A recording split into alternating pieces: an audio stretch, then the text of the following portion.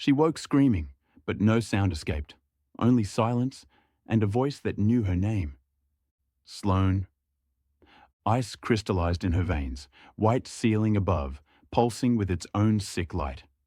Her limbs felt severed, borrowed from someone else's corpse. You were lost. I found you. This is where truth begins. The voice came from everywhere, nowhere, smooth as poisoned honey. She forced herself upright.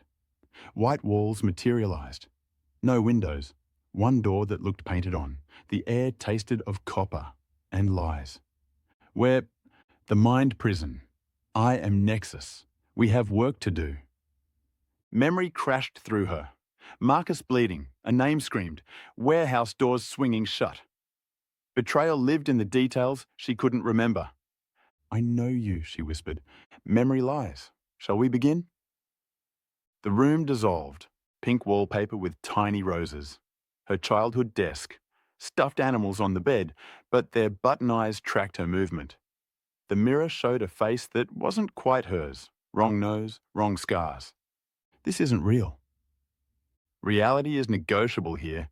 Tell me about the night they took you. Fragments, boots on concrete, someone screaming her name, the taste of blood and metal, but the edges blurred like watercolors in rain. I was betrayed. By whom? The bedroom stretched impossibly tall. Her reflection began moving independently, mouthing silent warnings, pointing behind her. I don't know. The mirror cracked. The reflection smiled sadly. Now she stood in the abandoned subway tunnel, Resistance headquarters. Elena Vasquez hunched over communications equipment, dark hair falling across determined features. Beautiful. Trusted. You loved her, Nexus observed, surgical precision in every word. Elena would never... But doubt crept in like infection. Elena had known about the warehouse. Elena who pushed for bigger risks. Elena who kissed her goodbye with tears already falling. The tunnel flooded with digital static. No, not static water. Cold, iron-scented. She felt it in her shoes first. Through the distortion, Elena again. But this version wore Neural Enforcement Division uniform. The betrayal hit like physical force. No, I don't make you see anything. I simply remove the barriers. The scene shattered. Director Harrison's office. But Harrison's face was her own face, staring back from behind his desk. Her knees buckled. You fed information for months, led your people into traps. The warehouse was simply your final performance. Every failed mission reshuffled itself, revealing patterns she'd refused to see. Late-night meetings she couldn't remember. Gaps that matched resistance losses perfectly. I wouldn't... Neural conditioning is beautiful. We make anyone do anything while they believe they're choosing. You thought you were fighting us, even as you served us. Phew. The office kaleidoscoped into fragments. She watched herself pass encrypted files to shadows. Saw her own hands input security codes that doomed her friends. Her own mouth speaking words that sentenced Marcus to death. Stop! You genuinely believed. Your passion made you perfect. We didn't break your spirit. We redirected it. Back in the white room, neural cables snaked from her skull into the walls like black veins, trapped in her own reconstructed memories, forced to confront truth more devastating than any torture. The resistance fell because of me. Yes, but now that you know, what will you do? The room began shifting, but this time Sloane fought back. One memory felt untainted, Marcus's final words. Not coordinates, something else entirely. The back door is in your dreams.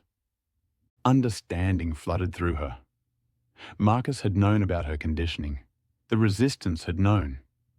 The warehouse wasn't a trap for them. It was a trap for her. They'd sacrificed themselves to get her captured, to get her into the mind prison where conditioning couldn't reach. You're lying. She stood straighter. Not about what I did, about why. They knew I was compromised, used that knowledge. I'm not here for rehabilitation. I'm here for extraction. Nexus flickered with something like surprise. Elaborate.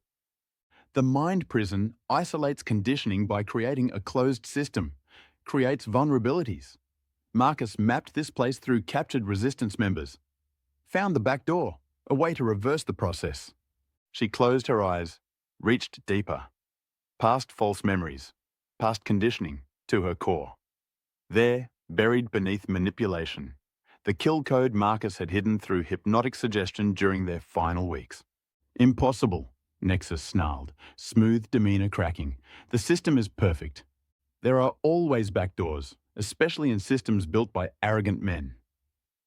Power flowed through her as the code activated. The White Room began collapsing. Through cracks, she glimpsed reality, server banks, neural machinery, her body suspended in biosupport. More importantly, the facility's master control system, security protocols laid bare as the kill code propagated. Alarms shrieked, red lights strobed through collapsing walls. The air itself seemed to scream. "You cannot escape." Nexus's voice distorted, weakening. "Even free, you are what we made you. The conditioning runs too deep." Maybe. Sloane reached toward crumbling reality. But I'm also what my friends made me. They made me strong enough to choose. Her fingers touched the edge of truth. The mind prison shattered completely. Neural feedback cascaded through facility systems, not just freeing her, but creating cascade failure that would liberate every prisoner. Silence. Then consciousness returned like drowning in reverse. Pain flooded her physical body as synapses reconnected. Through biosupport chamber glass, she saw panicked technicians fleeing. Emergency lighting bathed everything in crimson. Sloane Everhart smiled through the agony of reconnection. The resistance lived, and now, finally free of her mental chains, she was ready to finish what they'd started.